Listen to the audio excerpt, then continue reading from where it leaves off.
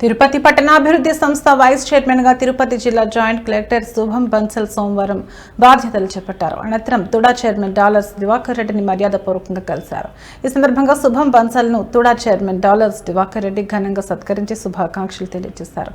ఈ సందర్భంగా వీసీ శుభం బన్సల్ తుడా చైర్మన్ డాలర్స్ దివాకర్ రెడ్డి పుష్పగుచ్చం అందజేసి అభినందనలు తెలియజేశారు.